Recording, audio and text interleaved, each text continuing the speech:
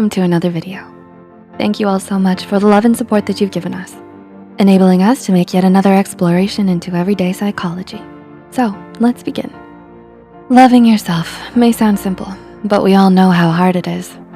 Sometimes it can be a roller coaster ride between being happy with yourself and wishing you could change. There are so many things that affect your image of yourself, and some of them may not be good. Things such as the media set false expectations and ideals.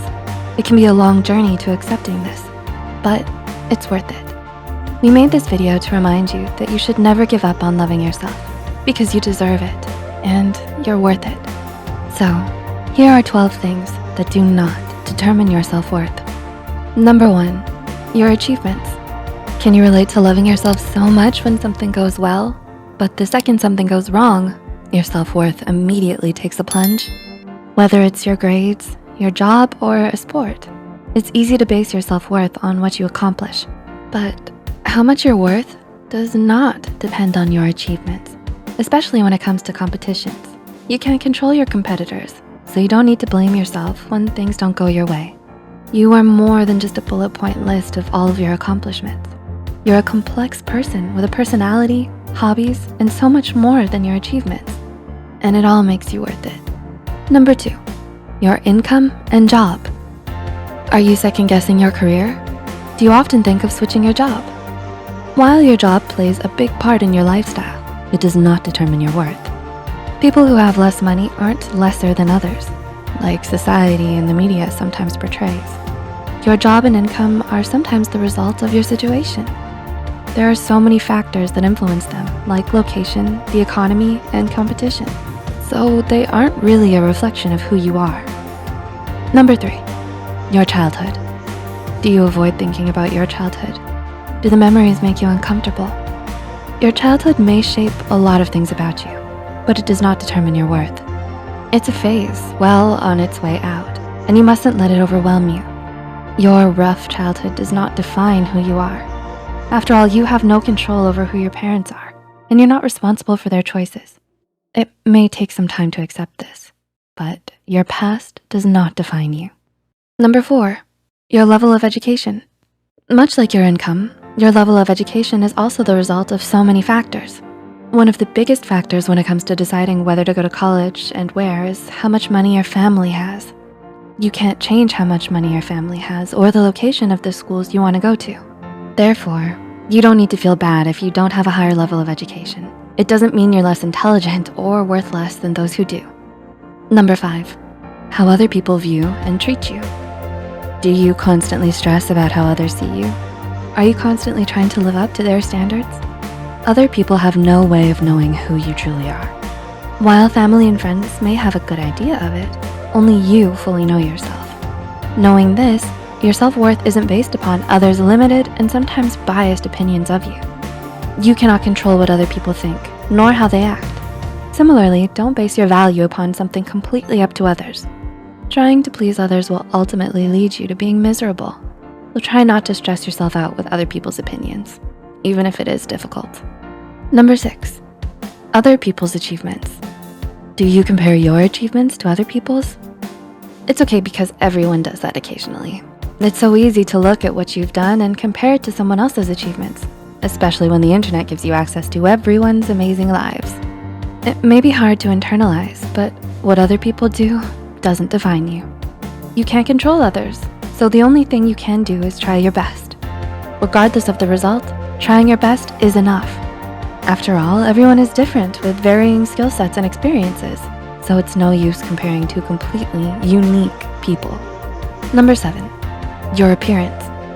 Are you unhappy with some physical feature of yours? Is there anything you wish you could change about your appearance? Chances are the answer is yes. Almost everyone wants what someone else has, which is the sad truth, especially living in today's society. It can be so easy to compare yourself to other people and all the gorgeous models on TV, but try to remember that what you look like doesn't determine how much you're worth. You've probably heard it before, and we know how hard it is to accept and internalize, but it's true. You don't need to feel bad because you might not look the way the people on the TV do, because everyone is beautiful in their own unique way. Number 8, your relationship status. Are you still looking for The one, but it seems like everyone you know is getting hitched. Nowadays, there's so much pressure to have a significant other and a picture-perfect relationship. It can feel as if you constantly need to be pursuing someone out of fear of being a desperate, lonely single. However, there's nothing wrong with being single. It doesn't make you less of a person because it means you're taking more time to focus on yourself and what you want to do. You will only go for it when it feels right. While a relationship may be nice, it's not something you need to have to be valued. 9, the number of friends you have. Do you value quantity over quality when it comes to friends? Or is it difficult for you to keep up with your circle of friends? Having more friends doesn't measure what kind of person you are. If you only have a few, it doesn't mean you're not sociable or kind, but it means you have a specific taste in people, which isn't a bad thing. You're invested in finding friends who understand and care about you. On the other hand, having more friends doesn't mean you're shallow and only interested in popularity. It means that you're friendly and open to new people. The number of friends you have doesn't say anything about your self-worth. Rather, it's the quality of your friends that really matters. 10, your social media status. Are you an avid scroller? Do you post on social media habitually or occasionally? With the amount of emphasis on social media, the world seems to revolve around how many likes you get. There is so much pressure to have a picture-perfect, aesthetically pleasing life. However, your worth is not measured by how many people like your posts. Social media is for sharing parts of your life and forming connections with people. So while getting likes may give you satisfaction, it doesn't determine your self-worth. Social media should be fun and uplifting, not a tool to gain validation. You are valid and worthy, regardless of your social media status.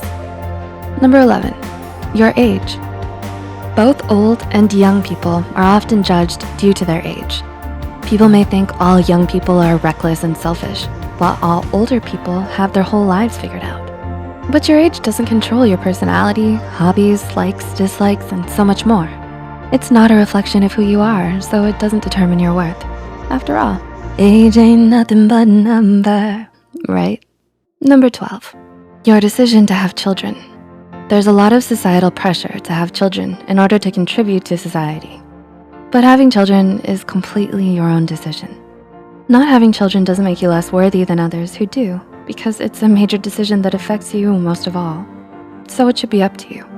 Remember, your decision is valid and valued either way. In the end, you're the only one who determines your self-worth. Cliché, but it's true. Not anyone or anything else, whether it be money, family, or friends. It may be hard, but just try to remember that you are more than any single aspect. We hope we were able to give you insight into some of the things that you shouldn't base your worth on. Do you use any of these things to measure your self-worth? If so, that's okay. We've all been there before, and we're here for you. Leave a comment down below and share any experiences and thoughts you have as well. If you find this video helpful, be sure to hit the like button and share it with those out there still struggling with their self-worth.